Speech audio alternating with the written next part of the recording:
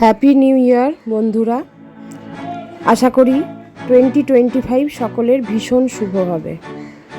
বছরের প্রথম দিন বাড়িতে থাকতে ইচ্ছা করছিল না, কিন্তু যেখানে যাব অসম্ভব ভিড়, তাই জন্য বাড়ির সবাইকে নিয়ে একটু লাঞ্চ করে আসবো বলে চলে এলাম লিন্ডসে স্ট্রিটের ফিয়েস্তাতে। গতকাল গেছিলাম দক্ষিণেশ্বরে, বাট ওখানে ছবি তোলা নিষেধ বলে ভিডিও করতে পারিনি। যে সমস্ত দর্শক বন্ধুরা আমার এই চ্যানেল জীবনের ক্যানভাসকে ভালোবেসে আমার সাথে আছেন, তাদের সকলকে অসংখ্য ধন্যবাদ।